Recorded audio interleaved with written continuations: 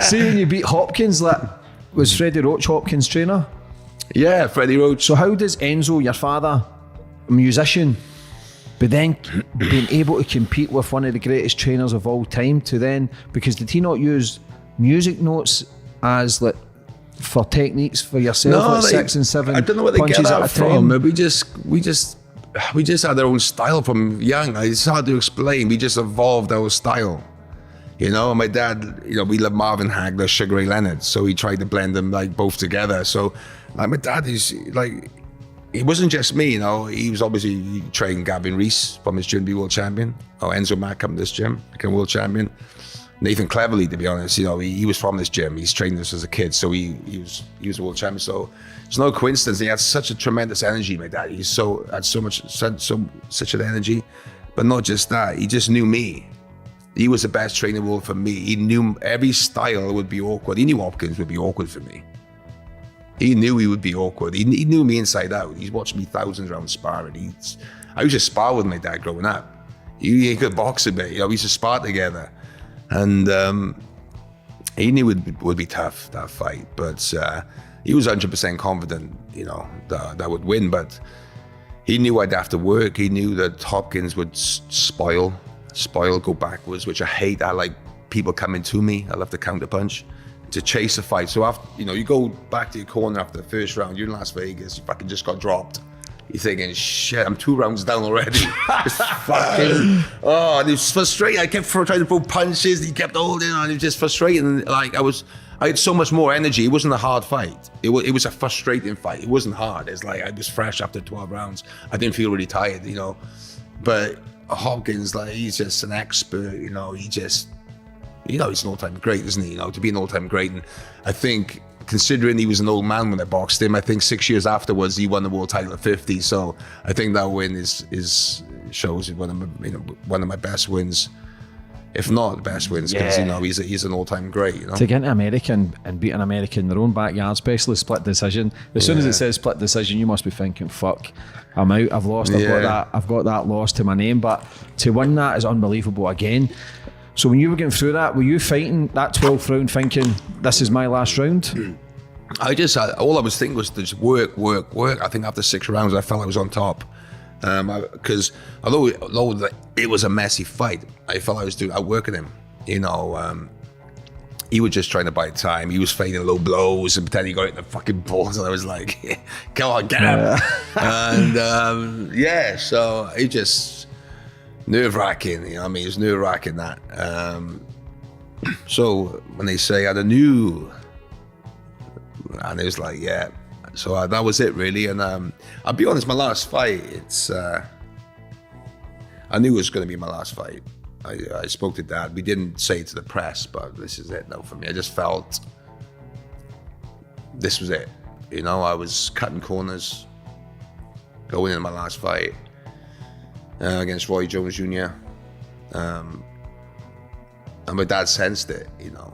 I remember one day, I think I skipped training about 4 weeks. I was still in great shape. I skipped about 2 days. And he said, you know what? You're going to get your fucking ass kicked. I went, what are you about? He said, I know. What do you mean, know what? I feel like piss the fucking day before. So only one day in, like, you know, in about 10 weeks I've ever done that. And had a few drinks. Why do you think you done that? Why did I do that? It's just, I don't know. Well, that's what I'm saying. I knew it was time to quit. Because, you know, going back to the well, you know, and legacy, I felt I'd done everything. Financially, I felt I was secure.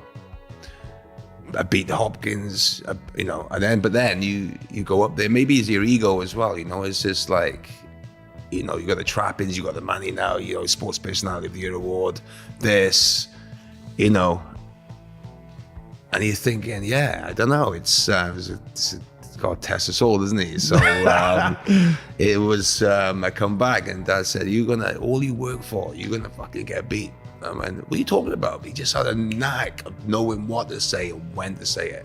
Because we were so close. He's like my best friend. Brother. Not just my trainer, best friend, like since a kid, he just knew me so much.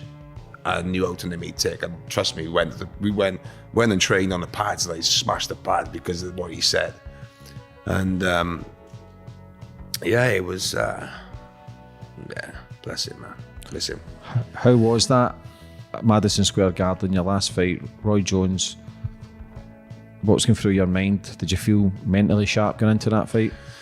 Yeah, I felt confident. I felt sharp. If you watch the fight, I'm dropping my hands. I still, even today, I don't know. It wasn't a plan. It just something that happened, and I think you can see in that fight. I knew it was my last fight. I was just enjoying myself. Except for the first round, I fucking went on the floor again. Like, whoa! I got up like shit. And it was like a forearm. We look back. I went down onto it, got caught with a forearm. I got up, but I remember going there into the Madison Square Garden in the afternoon when they just put the ring together. And I was just looking around thinking, fucking, this is it, man. This is my last fight. Since I was a kid, like I'm in microbox, I'm in Madison Square Garden. And then it's like tingly, you know what I mean? It was like the atmosphere and just really soaking in the energy. And during the fight, you know, I was, whether I could have stopped Roy Jones or not, you know, I was happy. I was enjoying doing the 12 rounds. And I always remember like the last few rounds. I still remember thinking, Joe, just look around. Last 3 rounds of your life, last 2 rounds. And the last round, I was like, this is the last round of your life, man. Just enjoy it. That's what was in my head.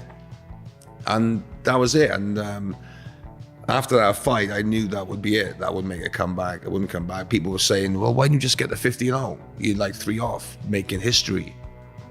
But that was my number 46. I was just, you know, like I said, I just felt like it was time to think about my children, you know.